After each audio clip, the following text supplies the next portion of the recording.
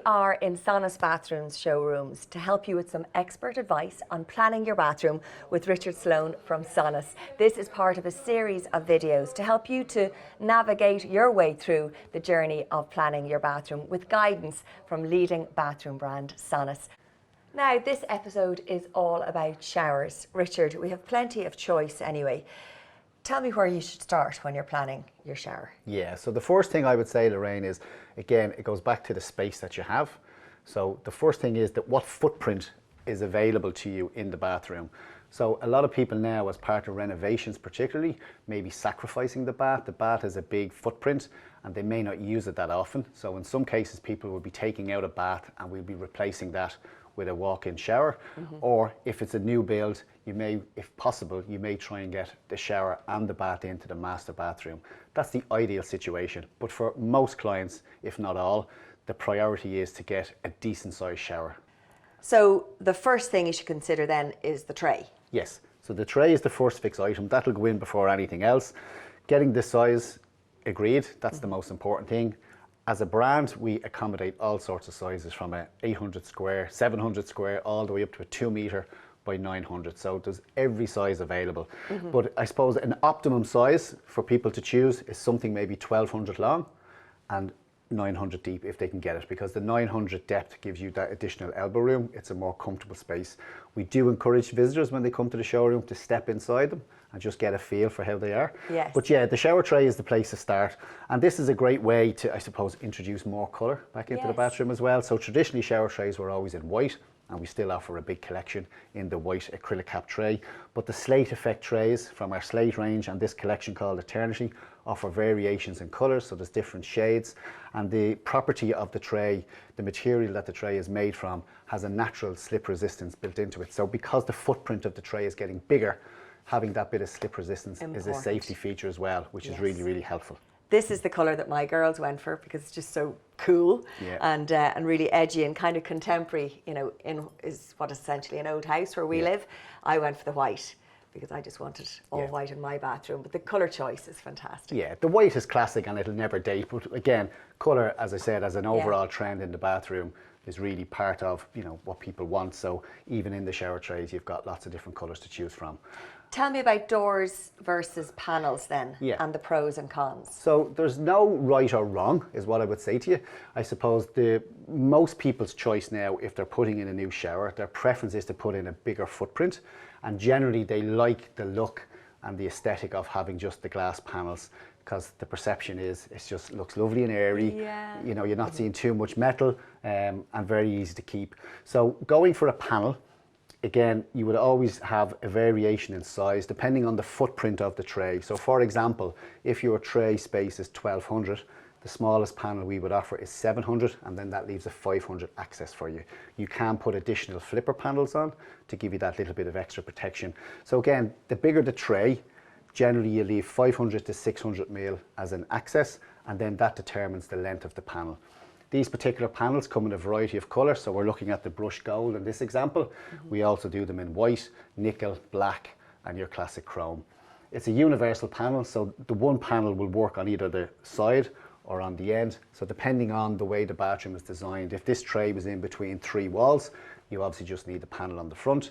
In this particular application, you obviously need some protection on the outside as well. But some clients might choose to run the panel the whole way along and access from the short side. Here. So again, you can customize the actual shower space to suit your own requirements. Okay, so let's talk about the door option then. Yeah, so the shower enclosure option has its own benefits, I suppose, and that really starts with the size of enclosure and the shape of the tray. So whilst the wet room panels work very well on the large rectangular spaces, if you can only accommodate something like a quadrant or a small square tray, then naturally these panels won't work for you. So this is where the enclosure comes in, and within that then you've got lots of variation as well in terms of the different ranges. They come at different levels of specification. This particular product here, this is our Aspect product. This is an 8 mil shower enclosure and it's 2 meters high. So this will be at the more premium end of the price point from the SONAS collection. And then we have variations of products. And again, the benefit of the showroom when people come in is they can touch, feel and compare, open and close. And again, I would always encourage customers, step inside. How does that feel from a comfort point of view? We all come in different shapes and sizes. So whilst the space available is one determination, but the actual, you know, I suppose the size of the customer, if you've got a really big guy and he needs a good access, then we have different solutions depending on the requirements for the customer. So this is a quadrant. That's pretty straightforward. When you move into squares and rectangles, you've got all sorts of options, from sliding doors to bifold doors that fold in on themselves. So neat. You have doors that hinge and pull out. This is an example of a sliding door. So again, it all depends on the footprint of the shower tray and the space that you have, and then we try and find the optimum solution for you when it comes to the enclosure. Colour has also now come into the shower trim, enclosures. The difference in so this you can one. see the Aspect 8mm product here in the black finish, which is a beautiful product, and it's only when you actually see it in situ you kind of think, I'd be brave enough to put that in to my own home. It's fabulous. It really is, and so smooth as well, and sturdy. Okay, talk me through shower valves then. Okay, follow me if you can, all right? Ooh. So, when it comes to showering in your home, there's generally going to be a number of options, okay? Some people will opt for an electric shower. So if you don't have a hot water source readily available at any one time and you want to be able to jump in and have a shower, the electric shower is a great solution for that, okay? However, most new builds now, modern homes, tend to have plumbing and heating systems that have hot water on tap. So when you have a hot water source available to you, so in old language, your cylinder full of hot water, ready to go, you've basically got two different options. You've got a thermostatic option or a non-thermostatic. A thermostatic option means that it has a safety feature built into the shower itself, and when that water is flowing through the shower, it can pick up variations in temperature and flow rates, and that actually regulates the temperature, and that's what keeps the hot water temperature safe. That's the most important thing when it comes to showering, okay? From an aesthetic point of view, this would be probably the most common solution now that people go for. This is what we call a surface mounted T-bar. This is exactly what I have. Yeah. So it gives you the benefit of the rain head, but it also gives you the flexibility and the additional functionality of the hand shower, which is really, really important. Sometimes people opt to just put the rain head in the shower, and it actually makes using the shower, keeping it clean, washing the kids, washing your body without washing your hair, it makes that more difficult. So having the dual functionality is really, really advantageous. You can also see colour now has become very much part of the consideration. So again, we've got brush gold, black, your classic chrome, and now nickel as a new colour to the collection. And this is that kind of just, again, example of colour is just all throughout the bathroom. So the standard approach for something like this is that you would communicate this at first fix stage to the install team that you're going with a surface mounted exposed shower. They will leave the pipework out from the wall. Tiler will come along, finish tiles, and then the plumber will fit this down onto the tile. Second fix. And that's it. And if you ever want to swap the product out, it's all easy to do. And if it's not exposed, again, that's something you have to communicate with your plumber during the first fix stage, because it will be then not exposed. Yes, yeah, it will be concealed. And I'll give you an example of what that might look like. Great, yeah. So here we have some examples of concealed valves. So again, this is very clearly a first fix decision. So before any plasterboard or any tiles, the concealed valve goes in behind the wall, in between the joists.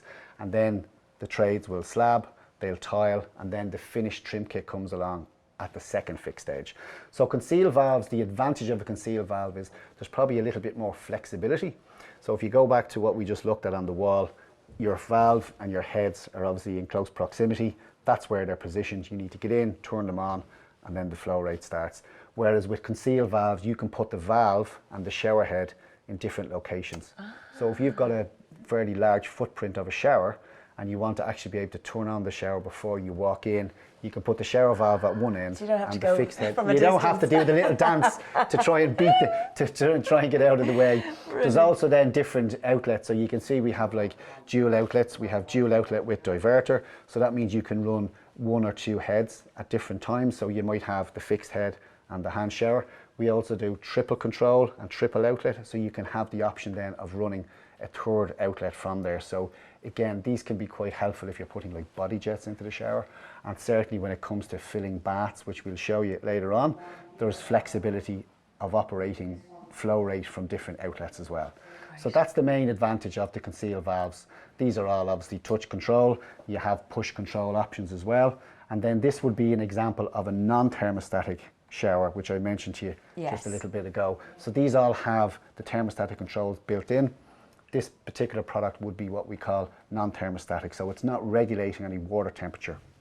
So this is fine in a balanced system. So if your plumbing system is balanced and there's not much variation between the flow rates and the temperature, so you won't get any kind of scalding. Whereas if you had got an old system and there's a lot of variation kicking around. Have you ever been in a hotel and the shower's going from really hot to really cold? That's variation on the line, and it's not obviously giving you that consistency in terms of water temperature. Whereas with a thermostatic shower, the valve, the inside, there's a cartridge, and that opens and closes to accommodate for that variation, and that's why you don't notice any change in temperature.